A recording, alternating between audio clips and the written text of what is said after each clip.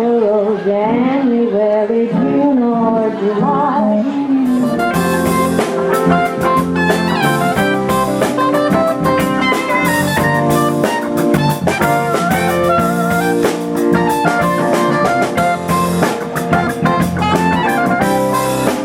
I'd like to welcome you all to the 4th Annual Leslie Munson Neurological Institute Gala.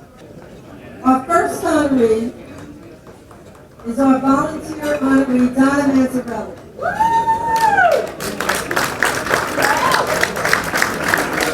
I wrote to many magazines, television programs, newspapers. I also joined a support group. All this so I could get back while helping others.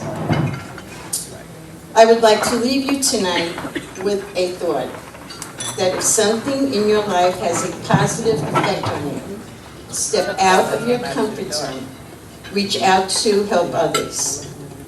The cost of helping others is only of your time. Our second honoree this evening is Dr. Alan B. Ettinger.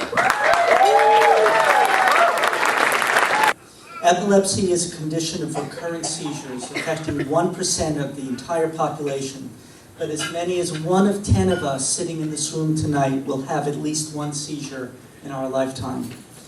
And while most individuals with epilepsy can look forward to complete seizure control, up to 30% have to contend with persistent seizures and often intolerable medication side effects. For those of you sitting here who do not suffer from epilepsy, just imagine for a moment what it would be like to suffer from recurrent seizures. For one thing, you couldn't have driven to this function. Sorry, you're not allowed to drive if you have ongoing seizures. And by the way, you can't drive yourself to the store or to the movies. And how about getting to your job? Do you have someone who's going to drive you every morning and every afternoon? And let's hope you even have a job, because the truth is not all employers are so keen about employing individuals with epilepsy. Are you walking around steadily? Are you going to dance tonight? Or are you feeling very dizzy and sedated from those anti-epileptic drugs? Epilepsy research is terribly underfunded, and so much more needs to be done to find a definitive cure. And I'm also sure that Ms. Giovanna Little and this wonderful organization, the Leslie Munson Neurological Institute, will continue to help individuals with the broad range of neurological illnesses through its support groups, educational endeavors, and research support. We have a treat for you right now. A talented comedian who has brought the gift of laughter to millions of people across the country is here with us tonight.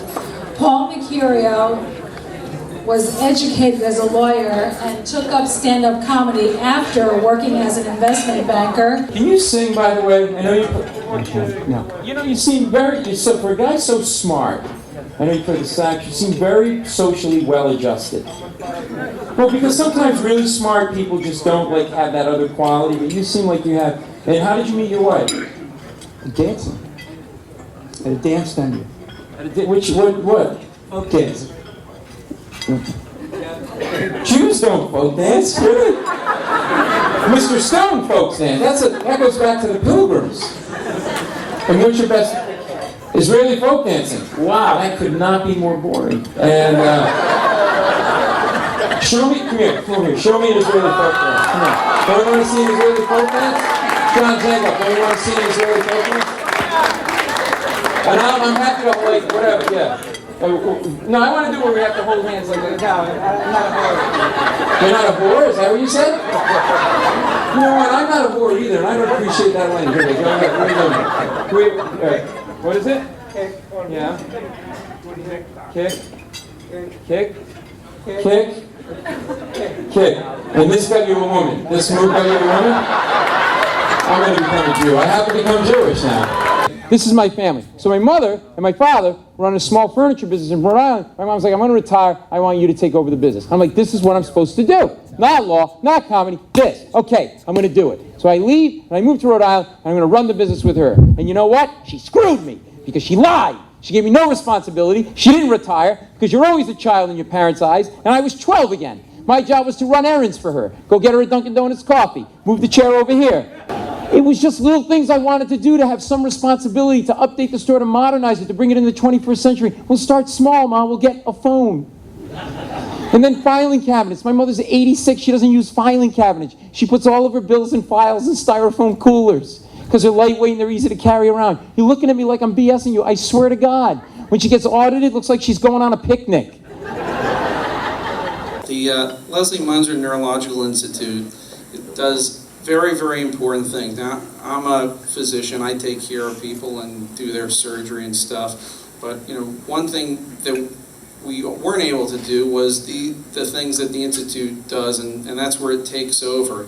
The Institute runs numerous support groups for numerous neurological illnesses, brain and spine conditions throughout the island.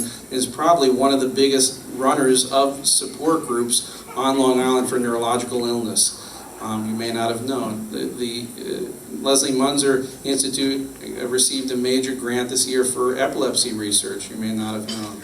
The Leslie Munzer Institute is probably one of the biggest givers of AVM, arteriovenous malformation research in the country, which you may not have known.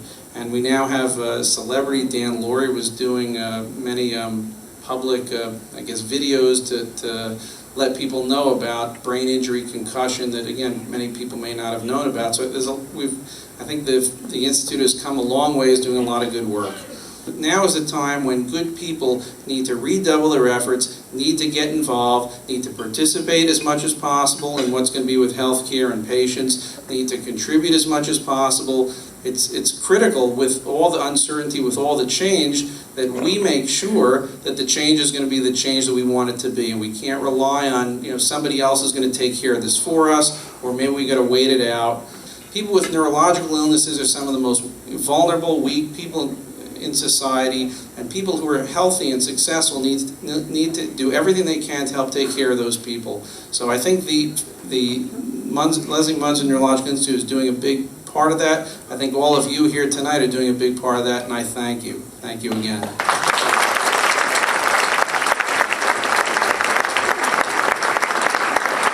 Leslie Munzer was my wife. She lived, and I lived, with the horror of neurological disease.